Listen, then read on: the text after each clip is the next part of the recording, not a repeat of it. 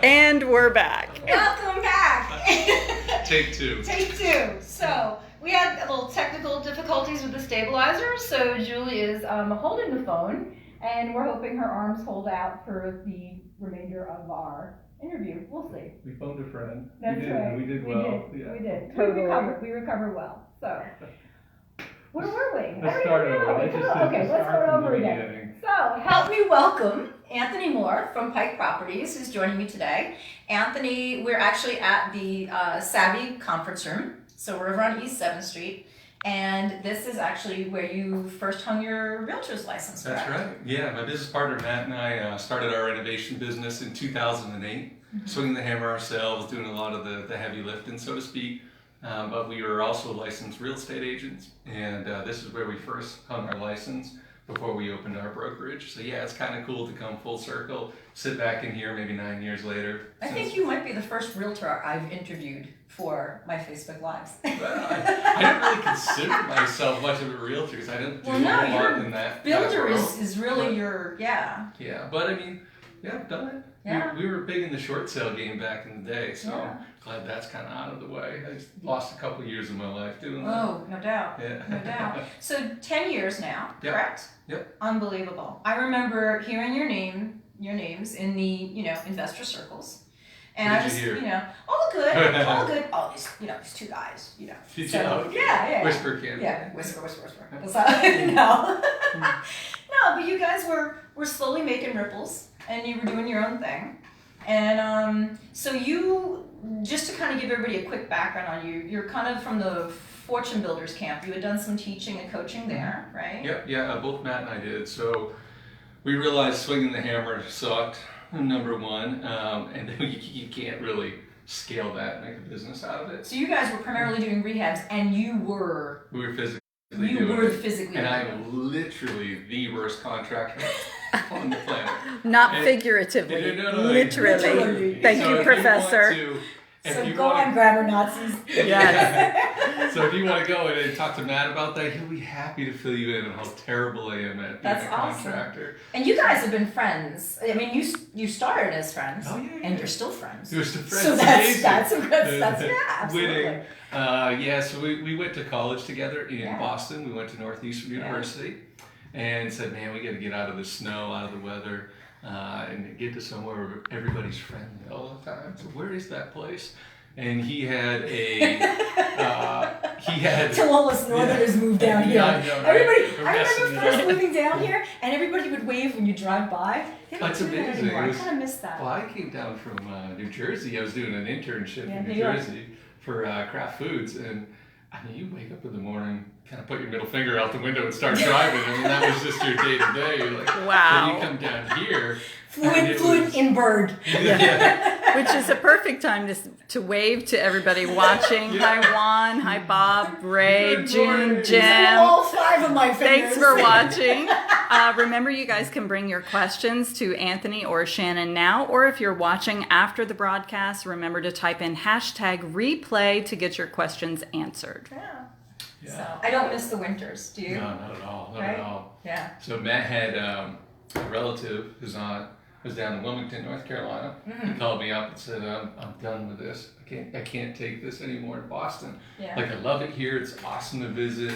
Love the culture and the sports teams, of course. We're still junkies there, but... Are you a Red Sox fan? Heck yeah, I'm a Oh, Red we're Sox done. fan. We're Die finished. hard. We're finished with And cut. Die hard. So, well, Yankees, So, So I don't know if we anyway. can be friends anymore. Yeah, well, you'll get over it. So basically, we jumped in the little geostorm, Yeah. sputtered all the way Oh, down that's to. manly. Oh yeah, big time, red geostorm. Hey, Melissa. Thanks for watching. Sputtered down to Wilmington and checked out UNCW. What did you guys think? It was incredible. Yeah. It was an actual campus, right in the middle of the city. You had the beach, right? It's just, we got to do this. We got to check this thing out and just pursue it further. Right. It happened to be spring break for them. At Northeastern, get a spring break. And you were how old at that point? 20. Okay, so I see the So deal. like 2 years ago, right? Yeah, so exactly. Right? We were 20, so we go down. It was the biggest sale of our life. I love telling this story. So check it out. I'm So listening. we go down there and we say, man, this place is amazing. Yeah. Right? Beach, bikinis, amazing, just culture, everybody's so darn nice. We're like, we've got to transfer down here. Yeah. So I said, well, what are we going to do? Well, I don't know, let's just go into the dean's office and see if someone's available. Okay. So we go in and we talk to whoever was working the front desk. Mm-hmm. Sure enough, the dean was in. I said, okay, all right. So we stepped outside, put our thinking caps on, looked across the street, there's a men's warehouse. We're like, sweet. We walked over to the men's warehouse, basically rented suits. Wow. Wow. Went back in, cold called the dean, sat down in her office, and she accepted us on the spot. So the beginning of your negotiating career. I guess so, yeah. Wow. I mean, it just told her our true story, right? And, Yeah. we didn't have the best of GPAs. I mean, let's just say we were under 2. Oh my goodness! I know, like, you feel safe with us. Wow. Being in your house, right? And you call him Professor Y? Yeah, I know, right? So let's talk about that. Where did the professor moniker come from? That came from Fortune Builders. So when I was the head coach of their program for about 3 years, if we take a step back? I know, I kind of jumped ahead. You did, you So just you're jumped in right college, and We were in let's progress. college, changing latitudes, changing attitudes. We actually did improve our GPA significantly. Yeah. We Hopefully, at least in math. Yeah, in all of the above. We both transferred into a different major as well. So Matt was in engineering, I was in pre-med. We said, you know what, this isn't cut out for us. Yeah. Went into business, and then it was just lights out. This makes sense. Gotcha. So anyway, graduated UNCW, sort of went separate ways. And I sort of jumped right into real estate maybe a year and a half after I graduated. Okay. Working for large land developers up and down the East Coast, selling land all the way into the Bahamas, and Nice. yeah, all kinds of fun stuff. All up and down the East Coast. And we started this business. So yeah, how did you and Matt reconnect and get into rehabbing in Charlotte? Yeah, he was selling office equipment and said, man, I can't do this for the rest of my life. And doing really well at it too, actually managing large teams. Right. You know, part of a startup. I mean, he was doing some pretty amazing stuff. But it's office equipment, right? Like, let's be real. Yeah, Not that right? there's anything wrong with that. Like a Seinfeld episode. Killing me. I just saw Jerry Seinfeld. Hilarious. Anyway, so he said, you know what? I'm a handy Andy. I'm going to go back and I'm going to flip real estate. That's when all the shows were really hot at the time. You know, A&E's Flip This House. So he said, no, I've got a rental property in Charlotte. So he lived here for a little while after college. And I'm going to go back up there and just start this business. And that's exactly what he did. So Lexi helped him find his very first rehab, which was a HUD home, which is kind of cool. And he just started swinging the hammer. And it was about that time, and I was doing really well with the land development company. They had an opportunity to go up to Boone, North Carolina on a new project. So I said, okay, I'm getting kind of tired of doing what I'm doing down here. And it's always good to be on something new. Sure. So let's go up there. And then I just immediately remembered why I got out of Maine. Where It's just a school it's trip. just Are you like crazy? Maine. It's like, there's You went to the zero things just to do. as bad. And the mountains are beautiful and fun to visit. But they're But chilly. listen, I lived that for 18 years. I just didn't want to be a part of that. Listen, I used to dispatch for FedEx for the guys up there, and they all have the chains on the tires and the whole nine. The winters can be kind of brutal up that way. It was less about the coldness and the weather, just more about I wanted more of the city atmosphere. Yeah. That was just what I was It's what we grew up wanting, with. right? Yeah. Mm-hmm. So anyway, Matt, I would come down on the weekends, and he'd hand me a putty knife, and I'd start chipping paint on the outside of 1400 Cedar Drive, I think it was. And he's like, so that was my hangout time with him, coming down from Boone. And I was like, man, do you think there's any possibility we could do this together?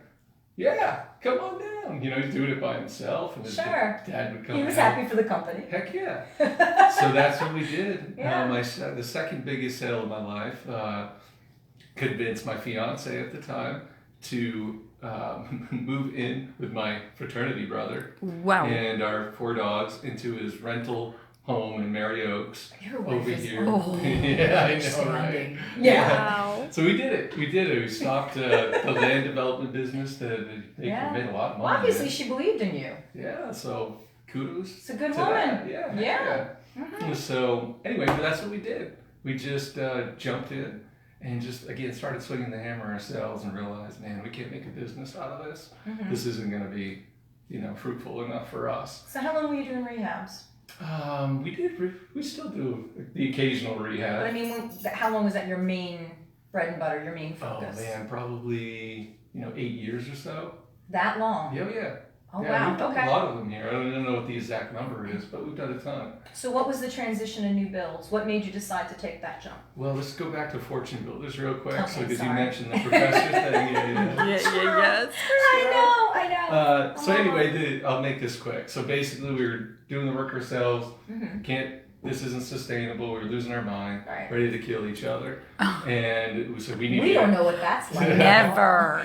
Never. We need to get educated, right? We need education. So Yes. anyway, Because when you work with someone that you're close to, It's hard. It's tough. especially when he's Yeah. handy and I'm not, I Oh, don't do well taking direction from anyone, let alone like your best friend. So you were there for entertainment value? Is Yeah, that what it pretty was? much, Okay, right? gotcha. Here's a paintbrush. Check this tile. I was doing all the grunt work. It sucked. So anyway, that was when the TV shows were really popular. Yeah. Flip This House. right. So we went out to our first seminar, and we were the people in the back like, "Woo, pick me," and joined their program. Right. And little did we know, we were like their second or third student. So we were kind of the suckers in the back of the room. Well, you guys really were early in the program. Oh yeah, but it was I mean, the I remember best when thing. Than and Paul used to come here to the Metro Lineria meetings. Yeah, we have pictures And they of them were at the selling, meetings. I mean, that's how I met them, was Yeah. when they were selling their courses. Yeah, so it was pretty cool. So because we were one of the first students, they were actually our lifeline. Yeah. So we truly learned directly from them. Not a bad lifeline. Super awesome. We didn't realize it was going to be like that. That was just pure luck. I remember you guys doing a rehab and them coming here and, Yeah, and we doing did. a whole, Boot camp. the boot camps, right? Now, for people that Exactly. don't know what you're talking about, can you give them some framework? This is who with? Yeah. So that's just a coaching platform if somebody wants to learn how to buy and renovate homes. Right. There's a lot of them out there. So Than and Paul were on Flip This House. Right. They were out of this house. Connecticut at the time, Yeah. right? Connecticut. Now they're in San Diego. Correct. But yeah, they had their own TV show. Yeah. They were working, I believe, originally with somehow with Robin Thompson, They who's were- the queen of yeah. rehabs. Yep. And then they wound up launching. They were one of the first ones on Flip This House. Great. So anyway, we had been doing a ton of rehabs after we learned the systems, how to not do the work ourselves. And they said, hey, you guys want to come on board with us and help teach? Yeah. So we kind of met, and I took different roles with them. He basically went on tour speaking at 3-day events every weekend, which I'm sure was very daunting. And then, so he would help bring in new students, and then I was the head coach on the back end, teaching them like all the nuts and bolts. So we did that for 3 years and just said, you know what, this is awesome. We get to work with our mentors, but hey, it's time to do our own business and maximize that. So, There's Lexi right now. hey. Wave, Lex. And never a dull moment here at the Savvy offices.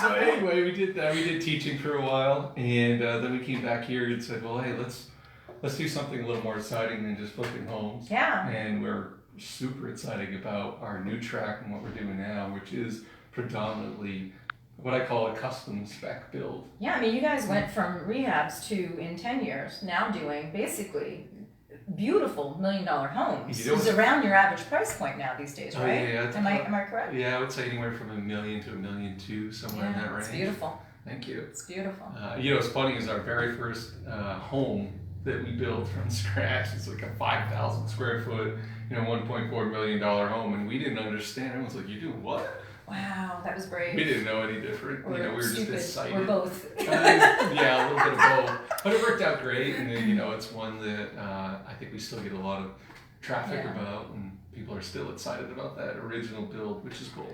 So you and Matt, I know Matt's a huge fan of Joanna Gaines. Oh heck yeah, yeah. I've seen, so there, you guys are really good with your social media platform. You have you're just shy of 15,000 followers right now on Instagram. Yep. And I think you're around 1,000 followers on Facebook. Yep. I see your pictures getting reposted from other sites on Instagram. Your farmhouse it's a great product. It's beautiful. And what Thank you do, does feel very custom. It doesn't feel like a spec. That's the goal, right? So we basically are trying to create the model home every single time. If you can do that, I think you're going to overcome the objections. But a lot of folks don't realize how much more money that costs to do that. Oh, yeah. So we take a little bit of risk doing that. But at the end of the day, I mean, I think it's working in our favor. Most of our stuff is pre-selling. Not that that's a business model of ours, but Doesn't hurt to not have additional holding costs. Yeah, it's not bad. I mean, we're not doing any customization, so it truly is a spec home. But again, we're putting in all those extra little details and features that you wouldn't normally see in a spec build.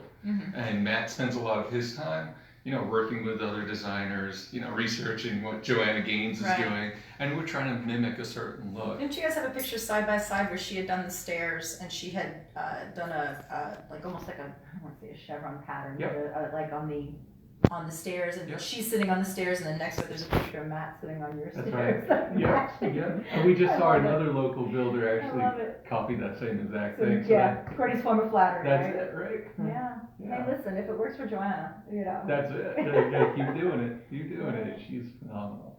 She does a good job of not just creating a house, but creating a home where it flows through the entire home. From start to finish, you have one theme, it's consistent, and it's not sort of just piecemeal together. And that's what we try to do, and I think we're doing So do you think that's what sets you apart from the rest of the pack?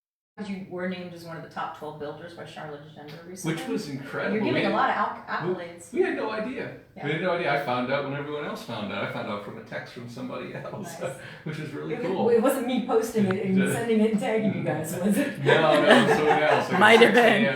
Who's texting me at 6 a.m.? Oh, what are you man. doing? No, I wouldn't do that. But yeah, no, that was really cool. That was super flattering, of course. But we do have a unique style, I think. And we got to keep kind of massaging it as we go. We want to stay on the front line, if you will. Like I know that farmhouse style, that modern farmhouse style is in right now, but let's be real. How long? Just like Craftsman was in maybe 3-4 years ago. Right. Hey, it's getting played out, and we all know that. That's fact. Okay, so if we're still doing that, okay, you're behind in the game. If people are just now getting into the modern farmhouse thing, guess what? That's being played out too. So now we got to find that next shift. Where do you think it's going to go in Charlotte? Because I think, obviously, if you're in California at San Fran, you've got the Painted Ladies. And here in Charlotte, we have predominantly, I would say, Craftsman. We have some people really dipping into modern contemporary. Sure. We have the farmhouse. What direction do you see that going in next for the infill? I know as you get further out, you tend to get more to the, Waxhaw, you have almost like chateaus and that sort of thing. So where do you think that is going to go? I mean, that's a loaded question. I mean, that's like asking, what's your favorite automobile? Yeah. I mean, everyone's going to have a different answer for you. Well, what appeals to you? It depends what price point. Okay. I mean, I think it all is based around the wants and needs of that buyer, depending on a price parameter. And we're still trying to figure that out for the ultra luxury. Yeah. So the show we're going to talk about in a second, I mean, we're in our $2 million price category now. Yeah. I mean, that's a different price zone. They're going to have different desires and wants. So I don't think we're veering too much away from anything that we do, whether it's this $700,000 pop to top, or it's a $1.4 billion custom spec, as I like to call it. Right. We're still sticking with your neutral tones, not painting walls stazzy colors or anything like that. Just keeping it clean, smooth, consistent throughout. Not over trimming a house.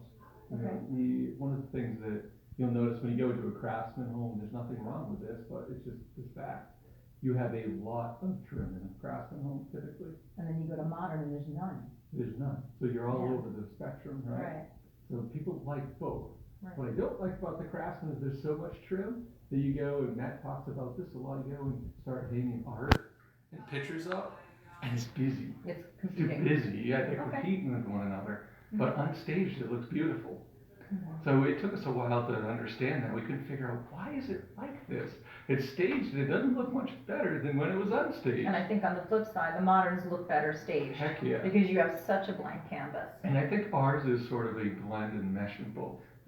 So we're sort of in between, where we're still going to have really nice trim, that cove crown molding, but it's not going to be ornate. Right. It's not, well, that to me is just not our style. Right. That would be out in suburbia. Right. There's nothing wrong with that. It's just not our style. It should, yeah, exactly. So where do you see the future of Pike Properties going? What do you think is next for you guys? There's the limits. I don't know. That's kind of what we're testing out with the show. So let's talk about that. Yeah. So, Building Charlotte, you guys right now are in the process of still filming? We're still filming. I actually did some filming this week, yeah. And this is a 4-minute webisode? Yeah. Am I saying that correctly? Yeah, I know it's a Okay. unique theory concept, this webisode concept, Right. but what we found and what was brought to us by Spherical Media, they're the folks that are helping us create this, and they're phenomenal, by the way. And that's Matt, your partner, That's right, yep. who's here in spirit. Yeah, not the best quality here, but you get the idea. Right. So the webisode concept is supposed to be a small, micronized, bite-sized chunk of what you would see in a normal like TV episode, which I think is the way most of today's viewers want to see things. Right. Right. A lot of stuff is going. Well, our around. attention span is, yeah.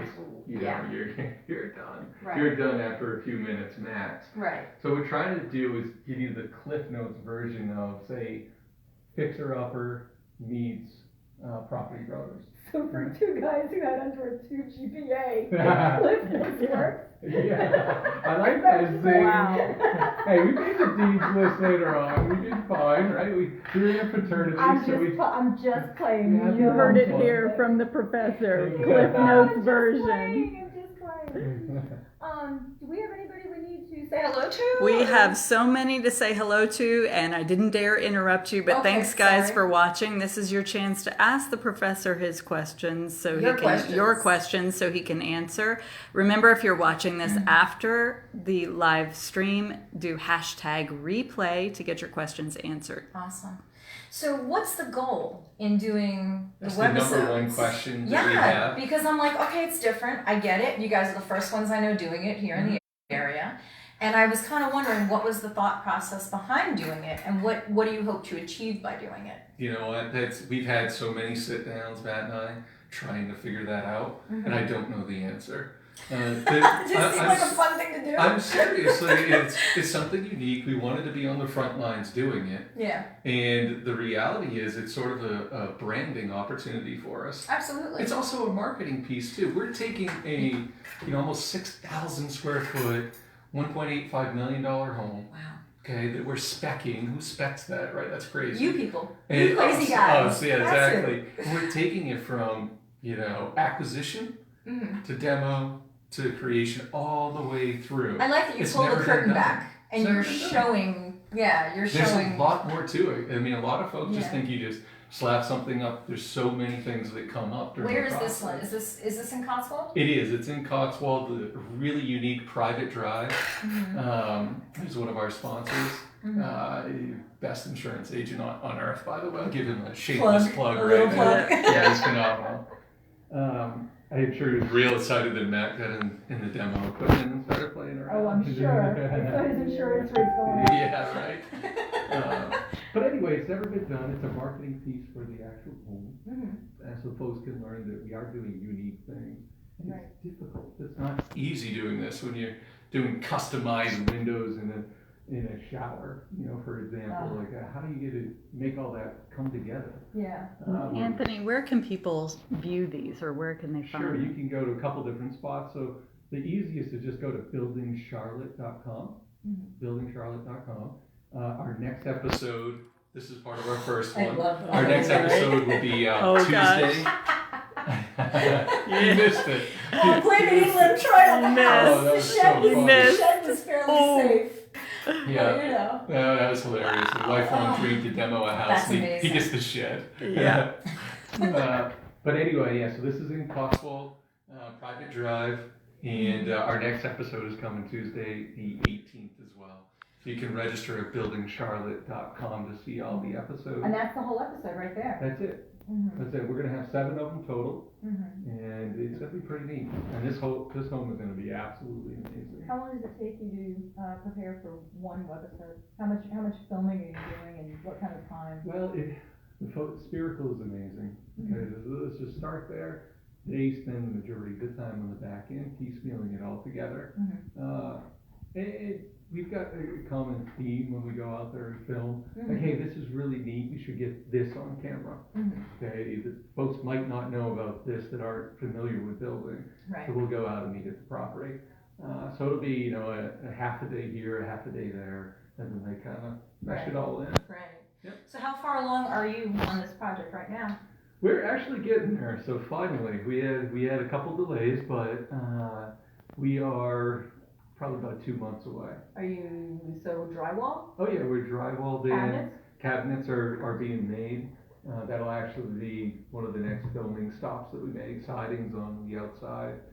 So we're getting there. What's some of your wow factors in this one? Oh, too many to list. I'll give you one or two. Give you a couple. Okay. Just one or two. Honestly, the owner's suite's amazing. So Yeah. you walk into that master bath. It's not like anything we've ever done. Okay. And hopefully That's a good teaser. hopefully people really appreciate what we're trying to do here, because it's hard for us if we've never done it before. Right. I mean, we have barreled ceilings. I love our suite. that. I mean, it's amazing. Wow. In a shower, as I mentioned before, we have custom-made windows which you can push out into the world. Like when you go out Right, into right. the Caribbean vacation Right. and you're doing outside showers and stuff. Wow. This has that inside-outside feel, Very but cool. it's still private, where it's going to be landscaped and there'll be a courtyard. So you're going from $1 million home to almost a $1.8 million home. Who helps you, or how do you decide what? Because obviously, what you're putting in a $500,000 home is not what you're going to put in $1 million home or put in a 1.8. So how do you decide? Do you have a designer? Do you guys come up with the ideas? How do you figure out what appeals to a buyer in that price point? Sure. I guess let's start there. Yeah, it's a collaboration is the answer. Our designers that we design the home with, we spend time with them. Okay, so they How long does that certainly- process take? Maybe about a month and a half. Yeah. They're back and forth. Well, we like this. What do you think about that? It's more of like a brain dump kind of session. I got We you. start with a basic print of the home, and then now let's make it really cool, or cut it back here, or add something here. Right. And then how do you factor budget in there? Because I mean, gosh, Budgets. you could So dream over and budget, the it sky. doesn't matter.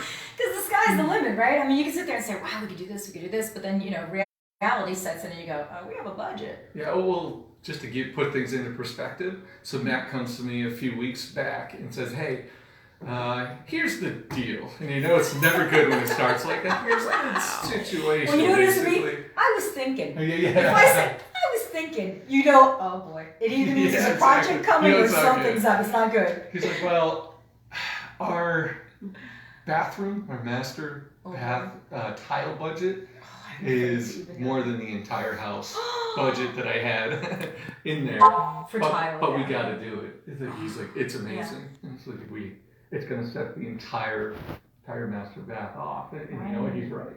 We have to do it. Right. So that's just, out of the Matt Connolly and Anthony Moore pocketbook, we're funding that money, because that wasn't something that we collected up front. It wasn't something that we had in mind. Right. And you've never done it, you don't know. Right. So there's so many of those in a house of this magnitude. Mm-hmm. And the reality is, we are constantly going out and looking at other homes. Right. I just did that with our marketing coordinator, McKay. We went out to other $2 million, $3 million homes. And here's the honest truth.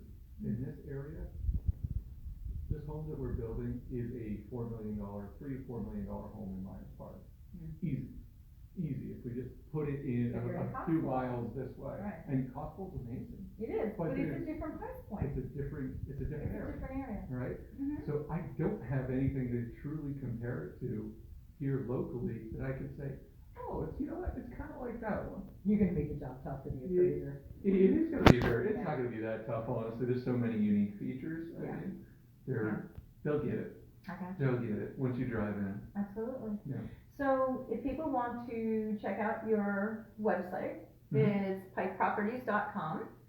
And if anybody, I guess if they want to reach you, probably just go through the website. Go through the website. That's the easiest way. If you start calling in the office, It'll blow probably you up. won't happen. Right. Do you want to disclose the address of the house, or do you want to wait? Yeah, it's out there. We just started like casually promoting it.